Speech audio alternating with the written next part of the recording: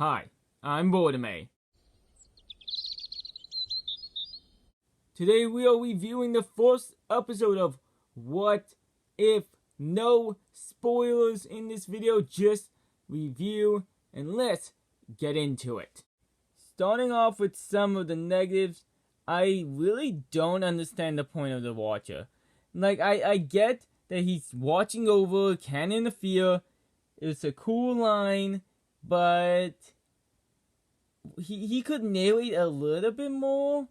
Especially in the beginning of the episode, he just says like 2 words and then it just goes straight into the episode.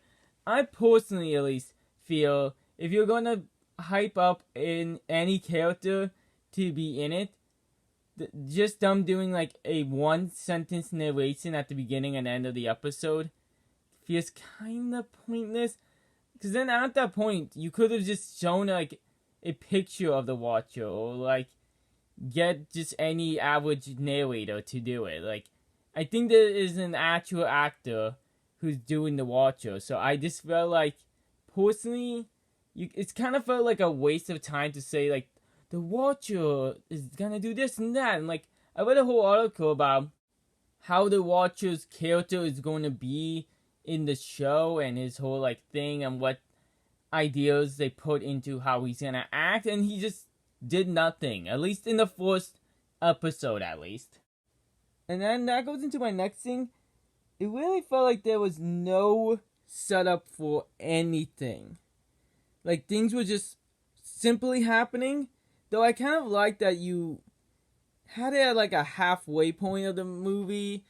For Captain America, you didn't waste our time. You just went straight into it. But there's certain things that need setup.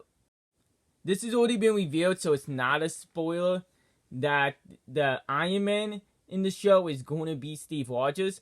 And that just kind of just happens. Like, there is not much to it. It's just one scene he's standing there, next scene he's Iron Man. And it's just, why? Like, it wasn't even supposed to be like a shock reveal, like, he is also Iron Man now, or Hydro Stomper, whatever. And then it's just simply like, he's gonna be Hydro Stomper next scene. Next scene, he's Hydro Stomper. Like, it felt like they really could have done a bit better setting up things in certain aspects. But at the same time, I do appreciate they didn't treat us like morons. They knew we seen the movie. They knew they can cut things out that wasn't needed. But I felt like the new stuff is the things that they did not set up whatsoever. And I felt like, personally at least, they could have set up some of the new things like Hydro Stomper, the suit for Captain Carter and stuff like that. It's kind of just so like, oh, here's the suit, here's the shield, go out there. And I get that they have to fit in an over like 2-hour movie about into 30 minutes. But like, you can pick and choose your scenes, and I felt like they could have picked and chosen some better scenes and used their time a little bit better. Though going straight into it, I really enjoyed Rogers as Iron Man. Like, the whole concept of Rogers in the episode is really, really good. What he does, his motives behind doing things, it just felt like really nice. And his whole relationship with Carter, I actually enjoy it more in this show than I did in the movie. Like, in the movie, it felt like it was just like a very, very small subplot that you can kind of care about, at least personally. But in the show, it felt like they used the love of the characters really well. And it just I just thought it fit so much better in the show than it did in the movie. I kind of get it, though the movie had more things to focus on, but, you know, it's kind of nice that was what they chose to focus on for the TV show. And going back into it, I really do like that they cut some of the BES. They did good with some montages, and they cut the overall outline and changed what they needed to change. But, like, at the same time, they did, like, a lot of callbacks to what is different. Like, they were literally, like, there was one scene Steve Rogers literally points out, like, you could be on a tour across the country thing. Ha ha ha. Fans, you know that's in what I do in the regular universe, right? Ha ha ha. Like, it felt like if there's a reference to what happens in the original telling of the story, they don't just let it be like an Easter egg or like a cute little line or like subconsciously thrown in there. They beat you over the head with the fact that it's different. They will literally point out to you that is different in almost every scene that they do it. Besides in the beginning scene, which just kind of felt rushed. But beyond that, they don't do it too often, but the times they do it is really, really obvious. And before I forget, back to the rushing things, Captain Carter in this 30-minute episode becomes Captain Carter like 8 minutes in. Just so if you're wondering, I felt like you could have at least waited for like the 10-minute point. And I don't just mean like she's wearing the suit at 8 minutes. She is like punching people at 8 minutes. And by the way, she commits basically murder throughout this whole entire thing. Like it's not like oh, you're spoiling things. It's kind of like that whole Batman joke where he's just punching people in the face, but it's truly like he's breaking their neck. It's kind of like that joke, but times 11 because like motorcycles are literally exploding. Like she's absolutely murdering so many people, and I don't know why.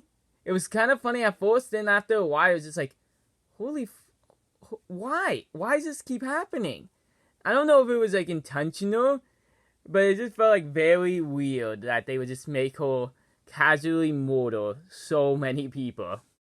But overall, the action was actually really cool for an animated show. Because sometimes like it feels like in anime shows they kind of baby the action a bit. But instead, they actually used it to do things that they can't really do in movies and take the action to another level, which was a really good thing. Like, Captain Carter kicked a motorcycle. It was just beautiful. Like, they could do that in the movie, but it just wouldn't look as good. So I really enjoyed things like that. And the animation overall, actually, I was nervous going into it because I was like in the trailers and pictures, like, oh, this looks like it might be bad, but I actually overall liked the animation, and the overall episode concept is really cool, though. There's talks that the showrunner wants to make it a movie. I don't think they should do that. Only other negative points I would have to say, I don't like Howard Stark's voice in it. Just personally, I felt like it was a bit off in the beginning, like it was just kind of weird, and I don't understand why they made Howard Stark gets such a big role when like retsuko, which I won't spoil what happens with retsuko, but he doesn't do much in the overall episode. And I don't remember the agent's name, but it's the overly sexist one is just really annoying because there's no like good moment where like Captain Carter like shows him up.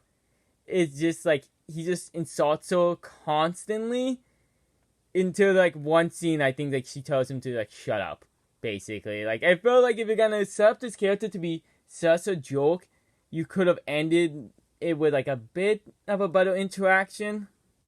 But overall it was kind of enjoyable. It wasn't bad, but it had some low points, though the action and animation really kept it going. I just hope for future episodes they can do it better. I'm giving it about a 67. Hopefully the overall series will be better. If you want me to review each episode, I will consider it. But I definitely will overall review the entire season. But until next time, I've been Birdime. Have a good night.